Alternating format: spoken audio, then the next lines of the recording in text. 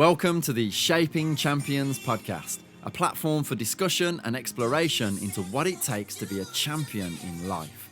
We speak to athletes, entertainers, business people, and everyone in between about their journey and experiences, discovering the key ingredients needed to become successful at whatever it is you do.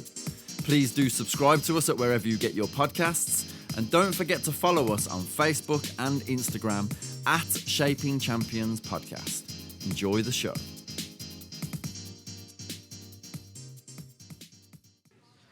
Welcome to the Shaping Champions podcast, where we talk to various professionals across different fields about what it takes to shape present and future champions.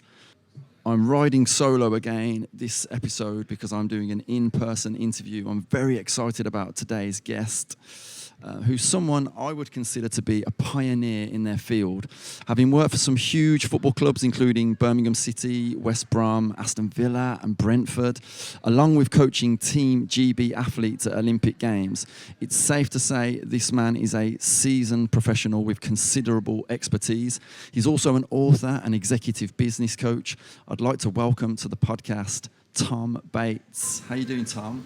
Very well, Jimmy. Thank you very much. That's one fantastic introduction, so much appreciated.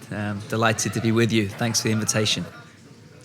Most welcome. The pleasure is all ours, certainly. So I'd like to start, Tom, with asking you, what does it mean to you to be a champion?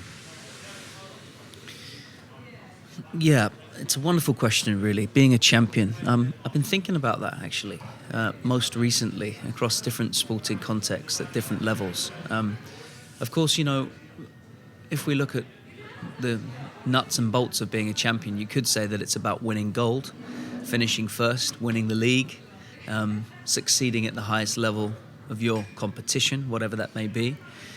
But I think, for me, the definition of being a champion is slightly different. It's much more to do about really being able to reach your ultimate potential, to be able to express yourself and unleash the very peaks of what you're capable of, not just in sport, but as a human being. So to go beyond previous levels that you've perhaps thought weren't possible for you, to shift from old self to new self, to attain new levels, to constantly improve technically, tactically, physically, mentally, emotionally, personally, socially, spiritually, and everything that comes with being a fully functioning human being. So I know that's a pretty abstract definition, but really to unleash everything that you're capable of becoming and everything that you were born to be, that's being a champion. It's an amazing definition and description. Do you think that that's applicable to everybody in life?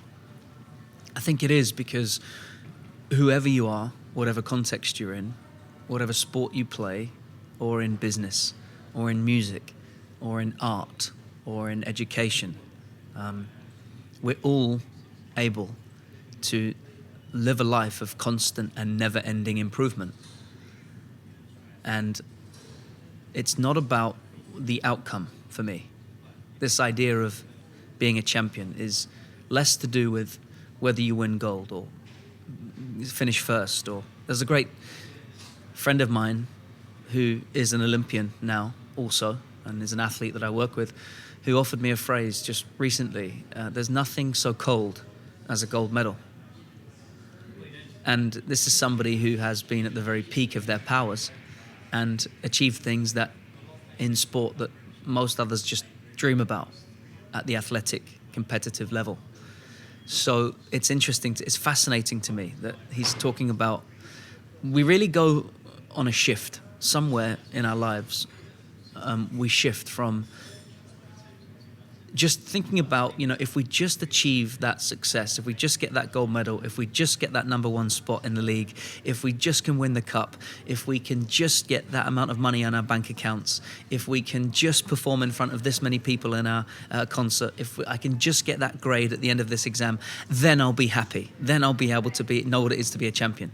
But the funny thing is that people who go on these journeys, and I've been very blessed and privileged to work with so many high achievers now, in multiple different contexts, multiple different sports, who end up telling me the same sort of story, that there's, nothing so cold as a gold medal, which means that happiness, success, being fulfilled in your life is less to do with the eventual achievement of the outcome and much more to do with who we become in the process of those things. Wayne Dyer is one of my favorite psychologists. He says, the purpose of life is not to, when you dance, the dance of life is not to rush across the dance floor to get to the other side.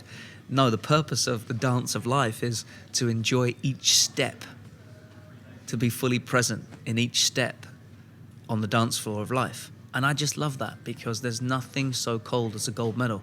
What does that really mean? It means that the outcome that we actually perceive will make us happy or fulfilled or be champions is actually not what helps us to be fulfilled.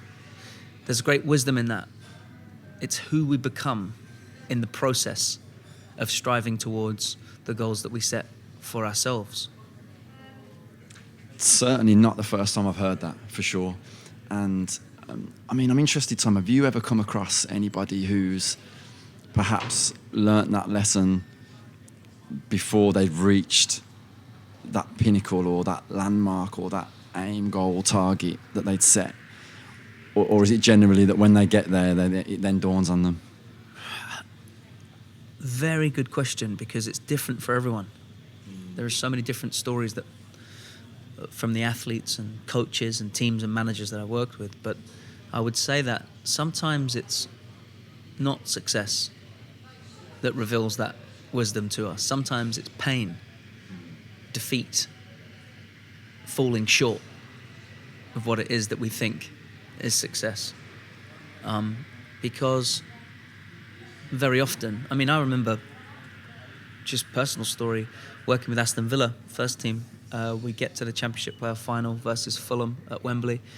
We lose 1-0, and therefore have another season in the Championship and have desperately, that's deemed failure for a club that size, right? But out of that failure, so many transformational lessons arose for every single one of us, as a staff, as a coaching team, but also the players. And so sometimes pain and defeat and loss can crack open that shell of superficial outcome-based thinking. And that's an integral part of the process, isn't it? For anybody who's aiming to be an elite performer in whatever field, that going through that process, experiencing those things, is all an integral part of developing your character and developing the champion that you want to go on to become, I guess. 100%, Jimmy. It's not. I love to say really that it's our response to the setbacks. If we talk about what is competitive toughness in sport, disciplined thinking, disciplined action, under pressure and fatigue. It's a great definition that I like to carry with me. That the key part of that is also in the face of the setback. It's this idea of sustained disciplined thinking and disciplined action.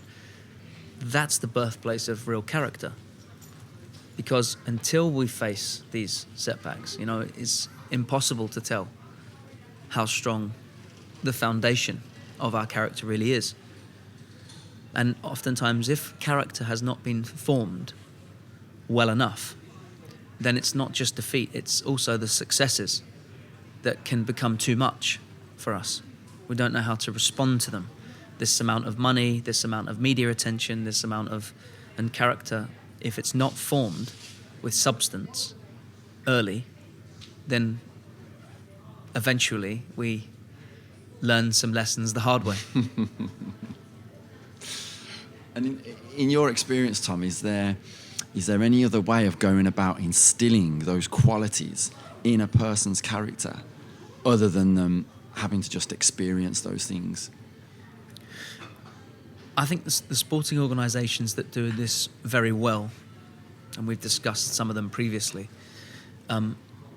understand that the formation of sort of the green shoots of character can be signposted along with the technical, tactical, physical development programs that exist from a very young age.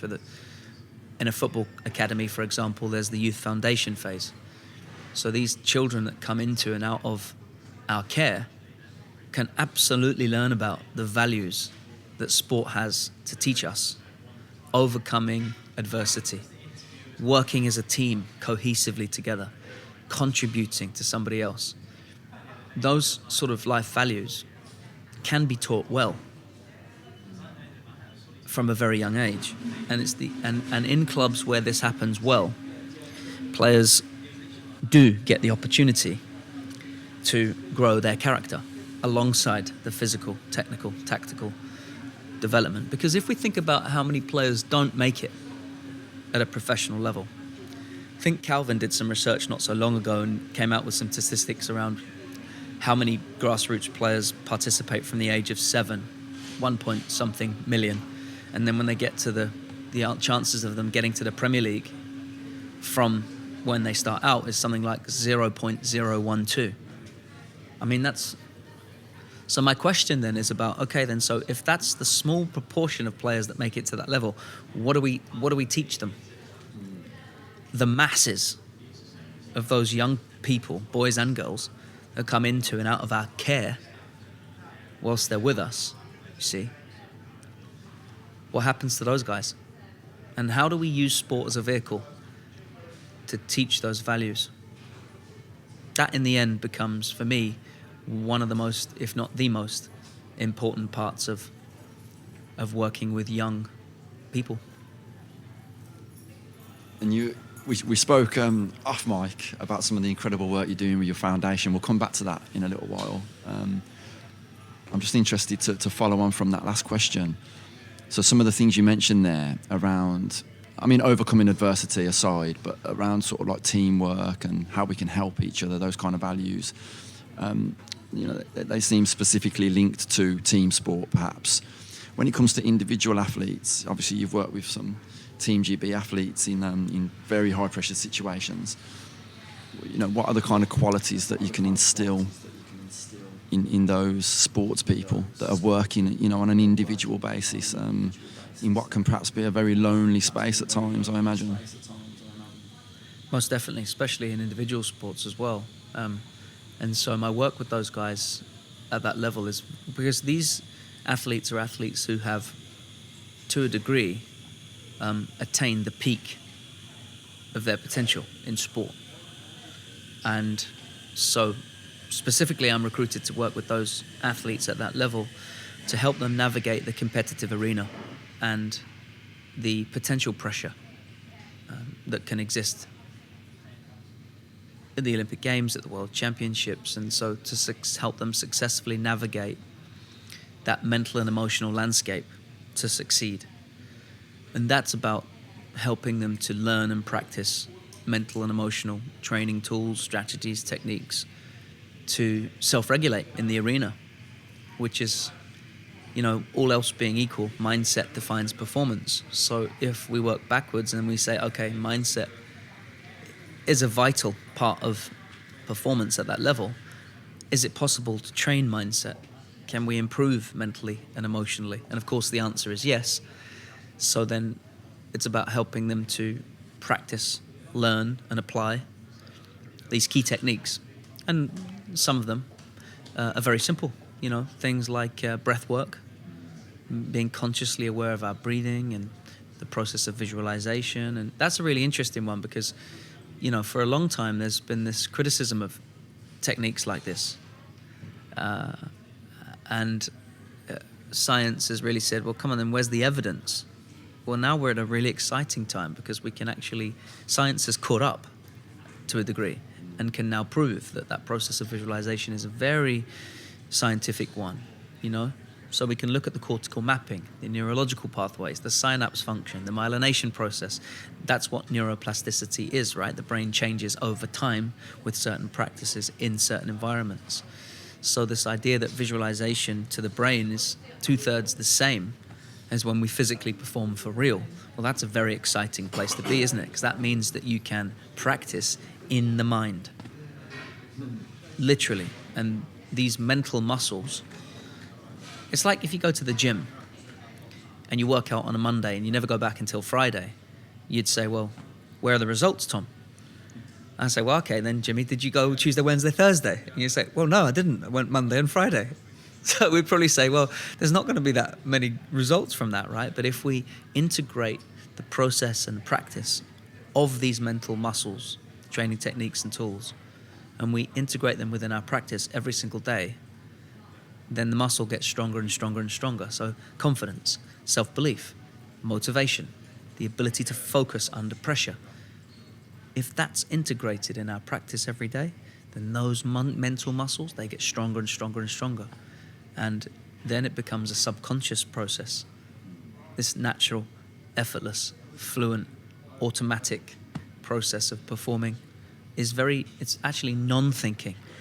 It's the process of thinking less and flowing more, so that typified by subconscious competence. And at that level, those guys are really, that's what makes them elite in their sporting world. Really interesting.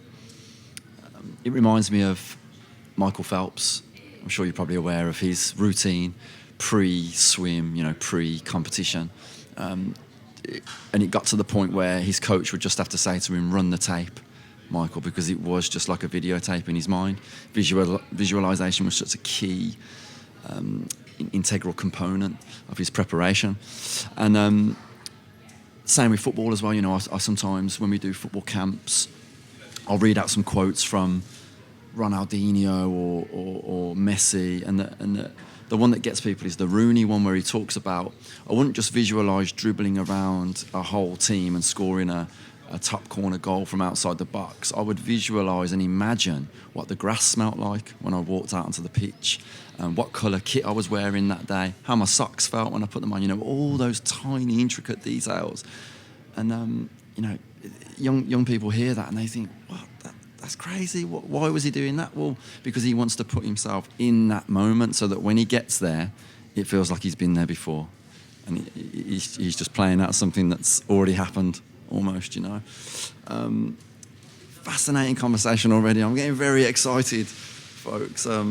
But I just want to sort of come back to, I sort of introduced you there, Tom, but didn't really describe what your kind of primary role is, which is a performance psychologist. Am I right?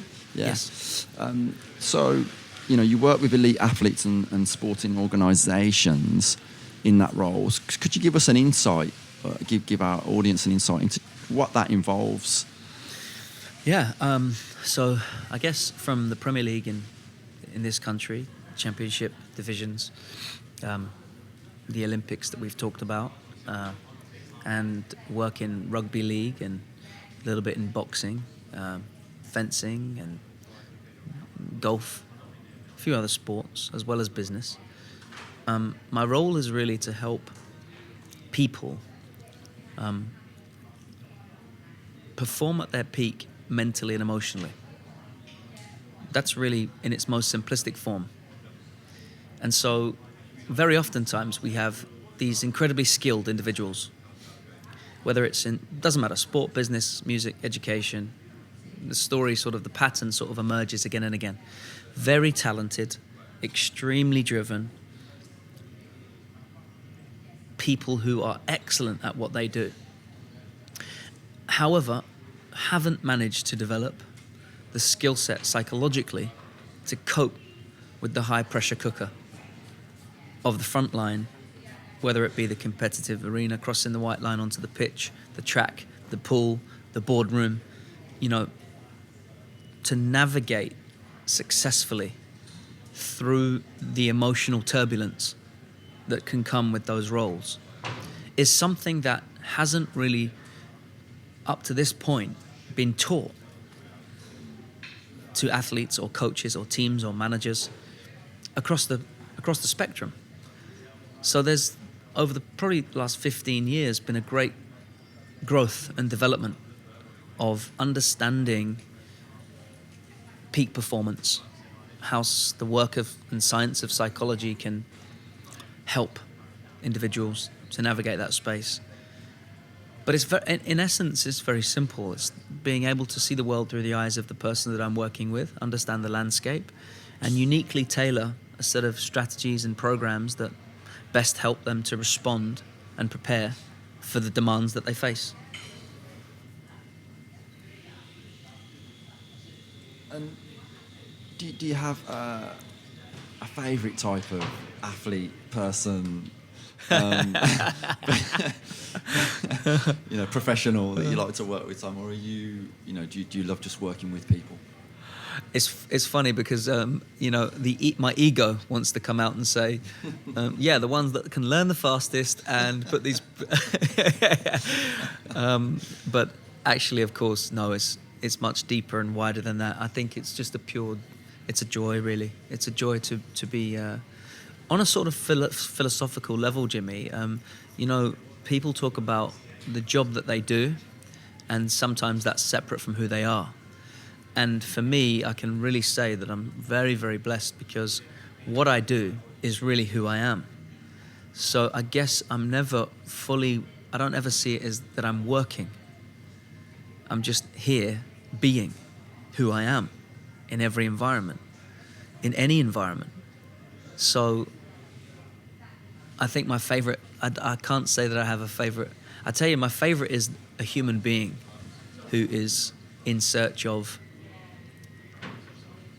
constant everyday improvement. And sometimes that includes people that don't even know that they can, which is even more beautiful because you get to help shape and change a whole entire belief system, and sometimes that happens very young, and sometimes it happens with clients who are older, a lot more advanced in their years. So it's really not an age thing. It's just a joy to be able to work with people, human beings that are in search of. We talked about that definition of being a champion earlier, but it's really about helping people. It's a labor of love. It's really a service. I know that sounds quite profound and deep and philosophical, but it's true for me.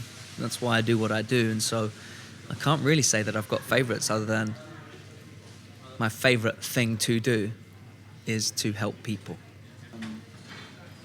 It reminds me of something a friend of mine told me once.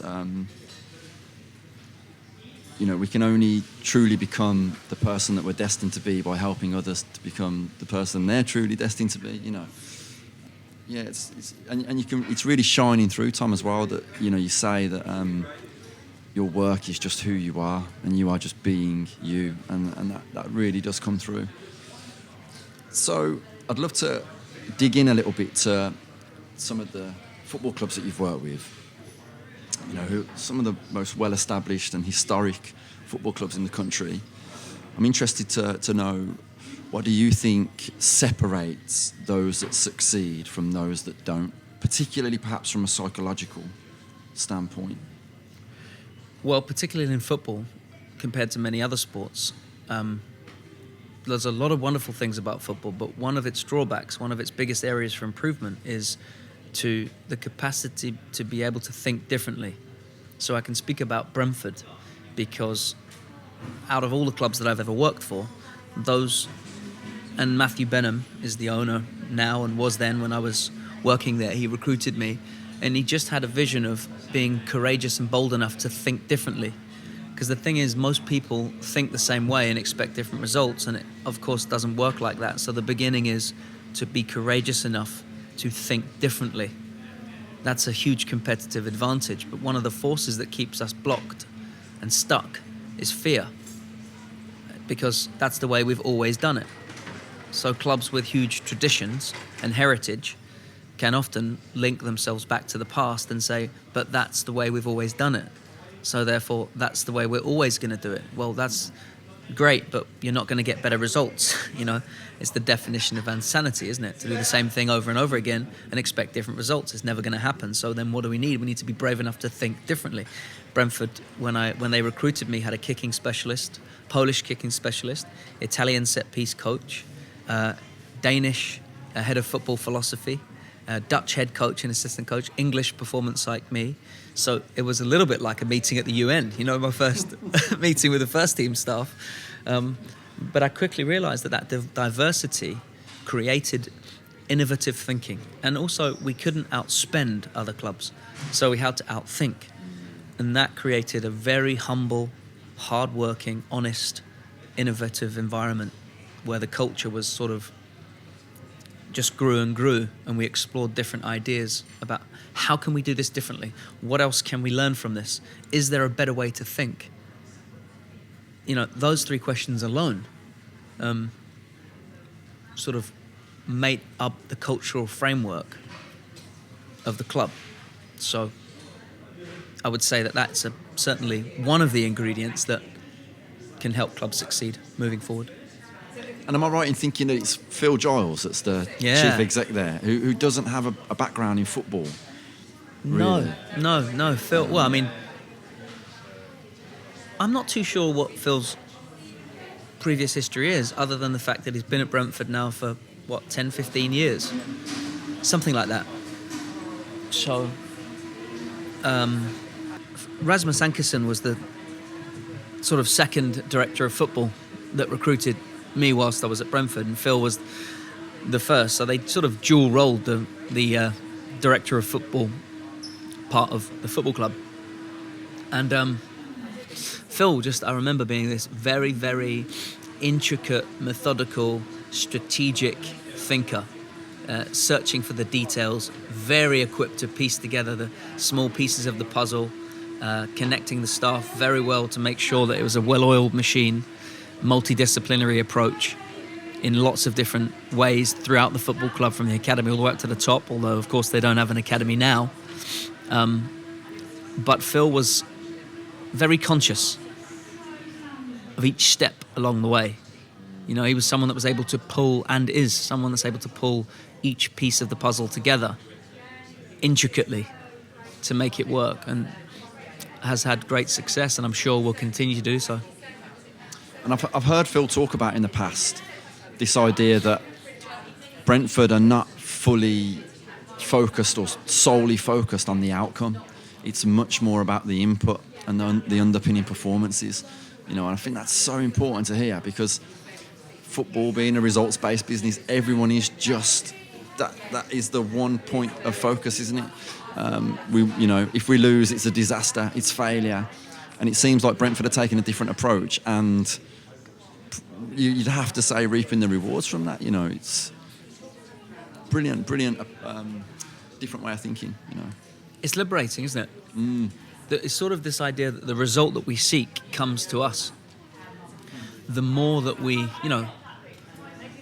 are just fascinated in the process every day of becoming better in every way, and measuring performance not just on whether we got 3 points or not, but what about the process? What about the performance goals that we set ourselves? Some of those things might include, if I'm a striker, for example, let's just take one position. Something that we talked about a lot is, what are the key parts of that role? Well, if the striker doesn't score in a game, traditionally, his or her mood is the result of the outcome. I didn't score, and therefore I'm unhappy, or I'm disappointed, or fill in the blank of the emotion, right? But if, however, you measure your performance based on how many runs did I make in behind successfully? Did I create the passing channel? How many times did I link with the midfield? How many times did I close down and win the ball back for my team in transition? All of a sudden, tick, tick, tick, tick. Now my emotion is very different, because scoring a goal is just one part, one piece of the puzzle. But then something else wonderful happens, because it liberates me from the pressure and the stress of only thinking I need to score a goal to fulfill my duty for the team. So then you get this freedom that prevails, a sort of psychological liberation takes place, and the player expresses themselves freely, because they're no longer imprisoned by the outcome-based thinking. And that's when the team starts to, with that shared mentor model in every position across the football club, then the result just becomes the final piece of the puzzle. You know, the result that we seeks us. It comes to us. So, and it seems to be working, you know, they're punching well above their weight, and it's great to see. Absolutely, yeah. So, when you work with individual athletes, could you give us an insight, a flavour of what are the commonalities that you see amongst athletes, perhaps from different sports, different disciplines, in terms of the techniques that they apply or their preparation? So commonalities really at the level that I'm working at in sport now is that they all want to win. They're all hugely driven individuals who have made it to a very few perform at that level consistently, week in, week out. Be that rugby, be that football, be that the Olympic Games. They all are hugely driven individuals. So there's a commonality. Probably a difference is that some are motivated by different things. Some are still motivated to achieve the trophy, for example, to a higher proportion than those who may be intrinsically motivated. A commonality is that whatever your motivation, they are hugely motivated. So the basic premise is there's a real fire and determination and burning drive to consistently get better every day in every way. And do you see that as intrinsic, or do you think that that's something that they've built and developed throughout their journey? Well, it's a fascinating question because, like I said, a difference between them is sometimes it's intrinsic, sometimes it's extrinsic.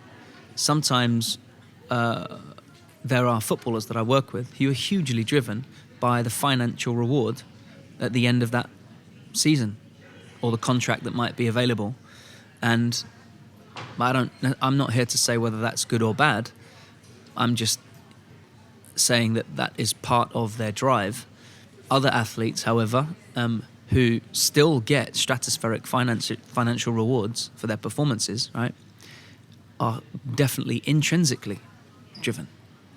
And so we see this sort of difference in types of motivation. I would say the more enduring motivation is intrinsic, because it's less dependent upon the outcome, as we've just talked about with Brentford. And it also liberates you from a type of stress associated with only thinking about the outcome or the trophy. Because, you know, I love this phrase in sport, it's possible to win even when you lose. And sometimes people look at me and say, what the hell does that mean? That doesn't make sense at all. What are you talking about? You know, I've had players say that to me. We just lost the game. What are you talking about? Well, how can I be a winner? You know, I say, listen, we'll get a coffee in the week and we'll talk about it. But it's possible to lose even when you win. If you flip the coin on that, it's possible to win even when you lose, but it's possible to lose even when you win. I just want to let that sink in for everybody that hears that. Yeah. I mean, I'm gonna need to take some time to process that. Coming back to this idea of drive being intrinsic, perhaps for some, where do you think that comes from, Tom? Where does it start? I mean, I know it's a big question. It's a great question. I think for most part, it starts very early in our childhood. It's a question that I think about quite a lot, because there is this idea that if you are born into an environment with certain parents or in a certain environment with coaches, or you're part of a team early on, then that environment ends up being the thing that produces you as a winner. And of course, it'd be very easy to come to that conclusion because we think that we're products of our environments, and to a degree that's true. But if you look at the biographical histories of any elite sporting performer, you'll see that they come from all different types of backgrounds. Some who are born into wealthy families, some who are born into families with absolutely nothing, single parents, different geographical locations, different access to sporting facilities. Sometimes have everything, sometimes have nothing. And all the way on that continuum, there's athletes dotted around different places. So then we have to say, well, actually, it's not about the environment or the people or the situations that we're around so much as it is something that's inside of the person. Because if you study a sample of children from one environment, they'll show you all different types of success if you want to measure it in terms of sporting success, right? So then we say, but they all came from the same environment. So why did that academy, for example, not produce as many players as they did? Maybe there's one, right, in one group. So we say, okay, so why were there not 12? Because they were all in the same environment. So then we say, then it can't be the environment. It must be something inside the individual, you see? I think when I say it starts very early, a child gains a sense of self, independence, very early on. There's a sense of knowing who I am, you know, where I want to go in my life. I'm speaking just about myself. I come from a working class family, first in my family to go to university, ever. I don't say that to impress anyone. I say that just to make a frame of reference. So here's this child that grows up with a frame of reference that with no one around him who has gone on academically, let's just say, first of all. But there was something else inside me saying, I want to do this. This is part of me. There's a curiosity here. I'm listening to that inner voice. I'm curious. I want to follow that with passion. And it's not about knowing where it's going to take you either. So anybody that's listening to this thinking to themselves, you know, perhaps there's more to me. Perhaps there's more that I can give, more that I can do, more that I can develop, more that I can become.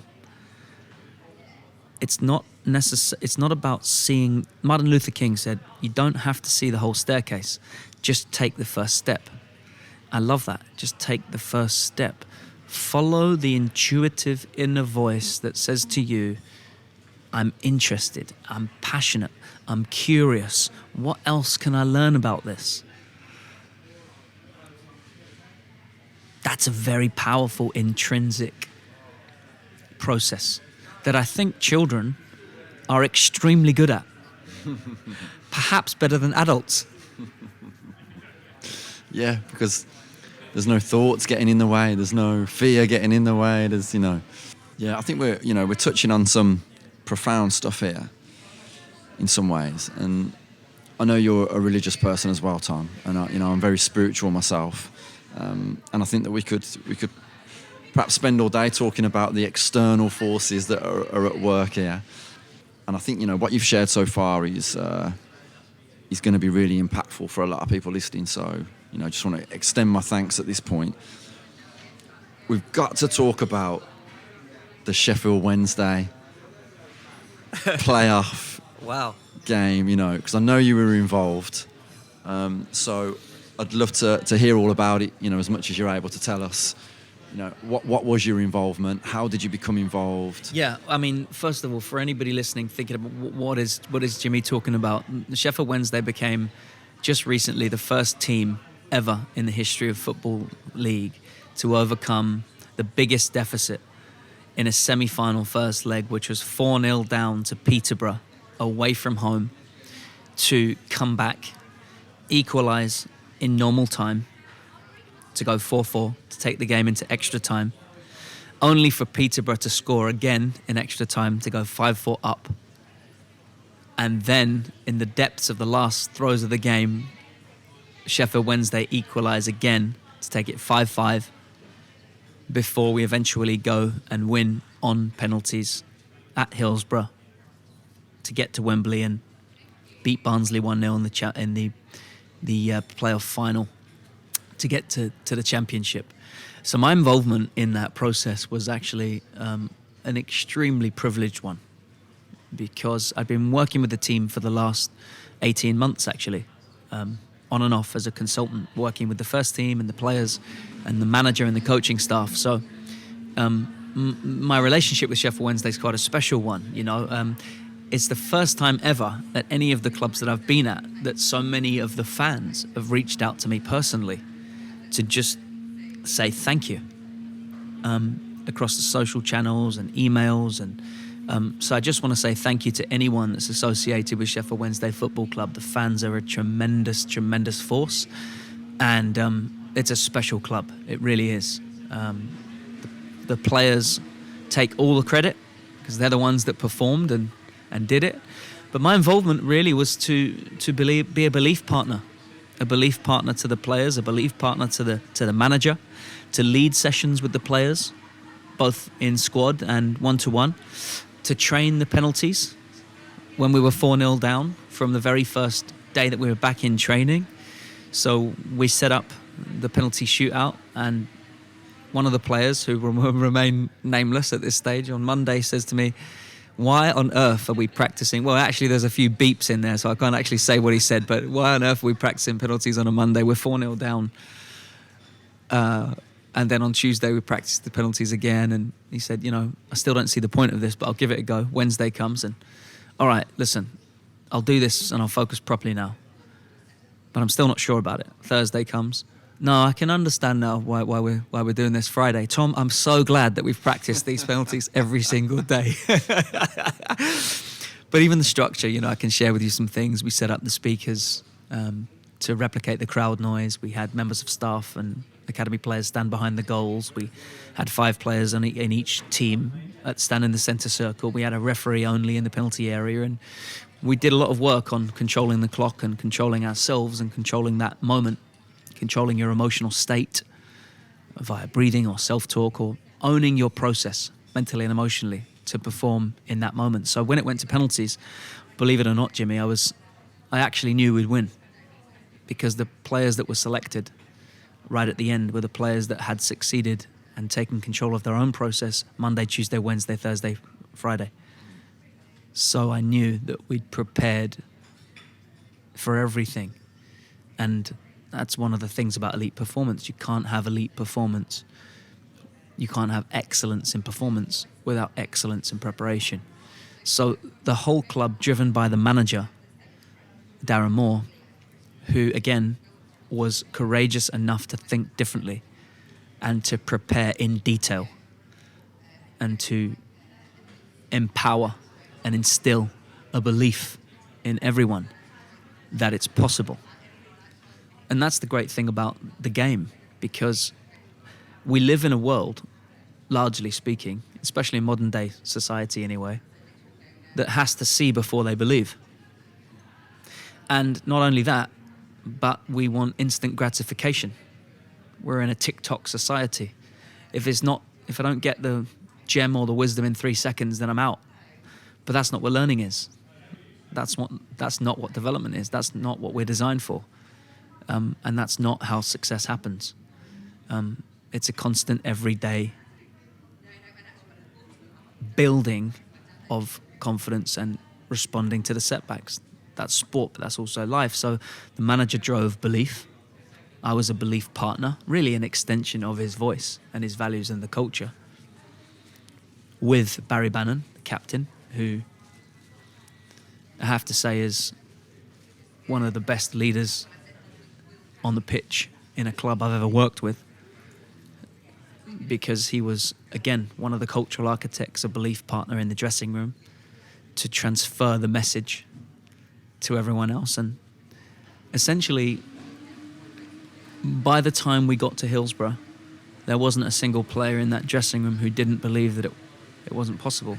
We were full of belief. Every single player, every single staff member fully believed and had prepared solidly for performance. But when we scored the first goal in the opening 13 minutes, we knew that was part of the game plan. To be 2-0 up at half-time was very much part of our game plan, breaking the game down into segments of time.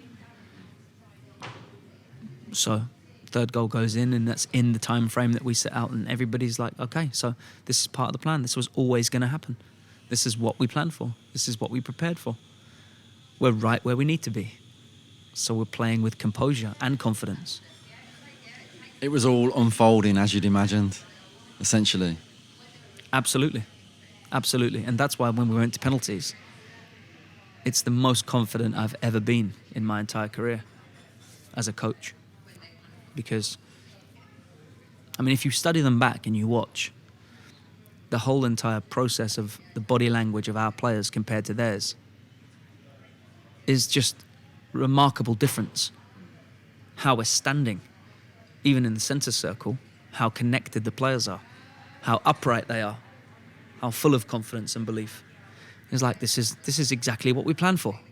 You know, and funnily enough, the player that said to me on the Monday, why on earth are we practicing penalties afterwards, said, got to tell you, didn't really believe at the start, didn't know why we were doing it, but thank God we did it. Brilliant, absolutely brilliant. And listen, Tom, thanks a lot for doing my job for me by informing our audience exactly what I was going on about when I just said, right, the Sheffield Wednesday thing. Can you just tell us about that?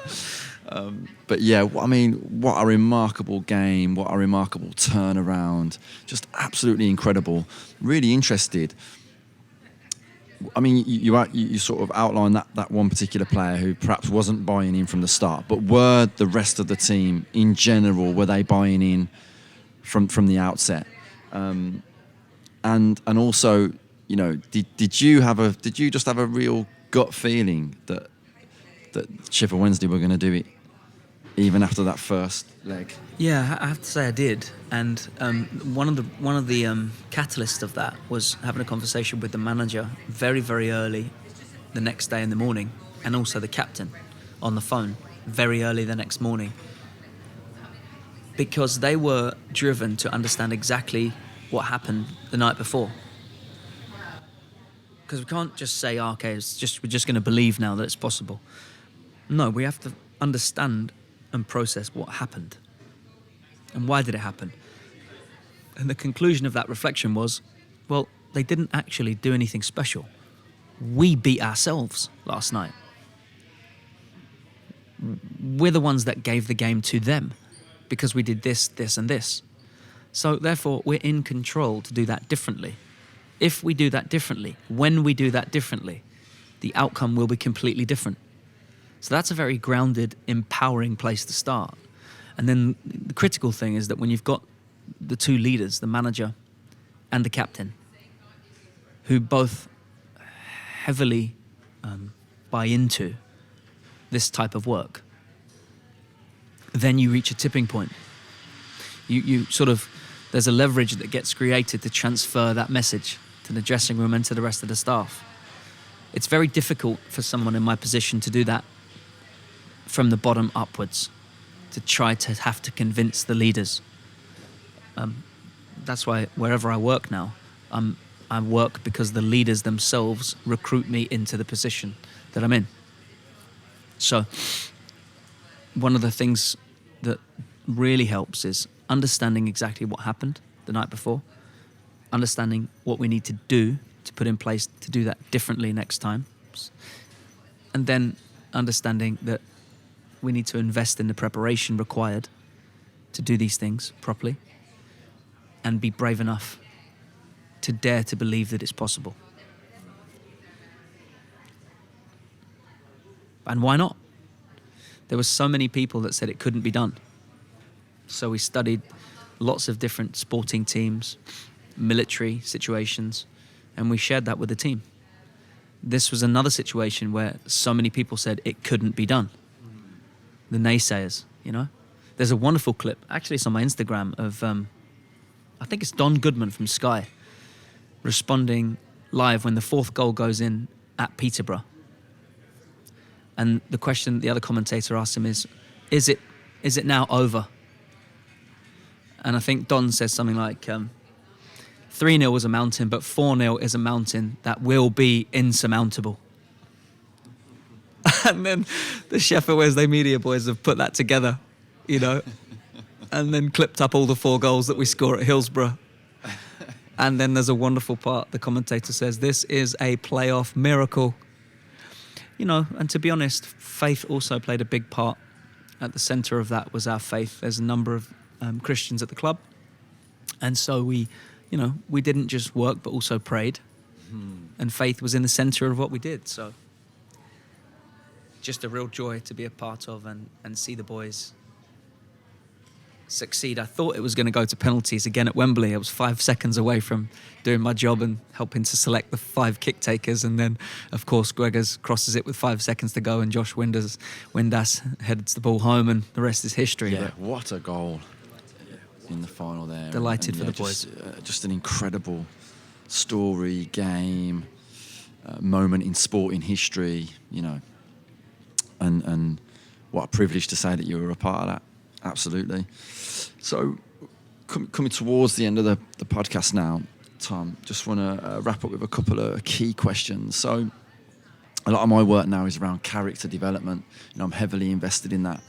And I'm interested to hear from you.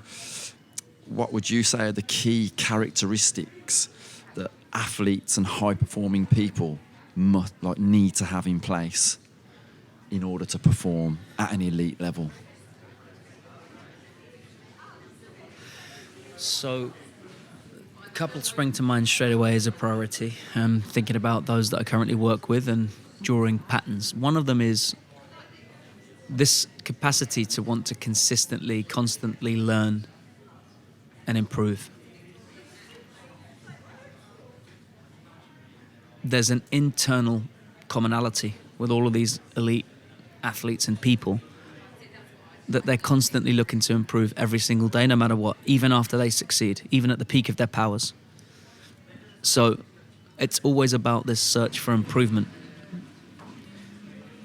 The second one is that when we're speaking about character, I think it's very important from an early age to be exposed to a number of different environments, some which you're going to win lots, some which you're going to lose, some you're going to succeed and thrive, and others will be extremely challenging. In a football context, that's probably like, you know, playing up an age group, and it's going to be more physical for you. An under-11s player playing an under-13s game, for example. Or it could be that you play down an age group and you get tremendous success as part of your development because you're on the ball all the time. Or, so this idea of navigating and being exposed to a number of different environments where you're going to win and lose. In quotes, win and lose, you know, outcome of the game, for example. But then the other thing about that is that, I mean, I remember going to Uganda as a 16-year-old to take part in, you know, community work with street children and help build in schools and churches and hospitals and stuff. It was a Christian mission, but actually that environment from a very early age sort of shaped my character because I was around people who had very little and completely outside of my comfort zone in a different country in the world where the culture was just extremely different. I learned so much about my own world map, you know, the way I viewed the world just completely shifted because I was outside of my normal environment. So I think when we speak about character development, it doesn't have to necessarily just be in sport. It can be in other environments. And that helps to shape the character of the person, the personality, our perspective, our perception of who we are and what this, you know, where our place is. And it also gave me a good understanding of how richly blessed I was because of the extreme luxuries that I've got, really, in the West here, compared to what I saw out there. You know, so I just became very grateful, really, about everything. Much more grateful. And still now contribute to those charities in lots of different ways. So is that part of my own character development as a child? Absolutely, yeah. And then, of course, you know, there's the sort of, how do I say, less planned, natural, organic experiences that we go through in life that will come to us and teach us certain things, right?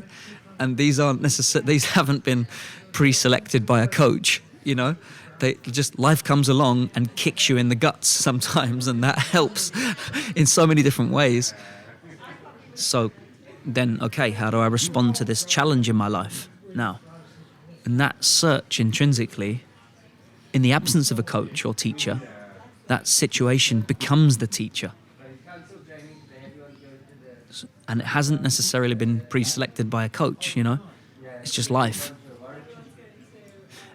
Probably then, if you trace each success story back, you find someone who has one or two key people in the lives of those individuals who has played a significant part in helping them to believe that it's possible. My own was my grandfather. He was Second World War,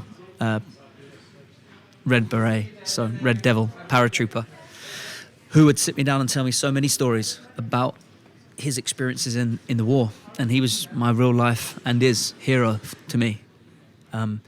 So you tend to find somebody that's shaped the life of that person who is really significant to them. And I think that's a real key ingredient. It's one of the things that I say to coaches and teachers all the time, that it's a huge, huge privilege to be called coach in a young person's life. And when children are in our care, you know, there's a survey done not so long ago, 25,000 kids up and down the country from the ages between 9 and 12, I think. And they asked, who is the most important person in your life? So we had sports coach, mum and dad, uncle and auntie, teacher. The sports coach came out as number one for about 63%, 65% of the responses.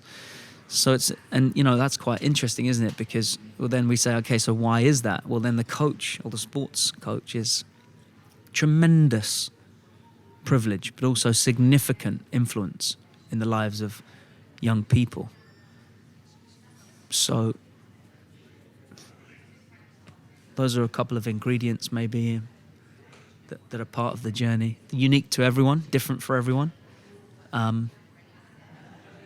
That's the other great thing, you see. There's so many different routes to get there, wherever there is for you. Everyone has their own path. And then the final ingredient that I have to say is there's an inner sense that what I'm striving towards is possible for me. Even though there's no physical proof around me right now, right? There's just this incredible, strong sense that this is what I'm meant to be. And sometimes I can't explain it.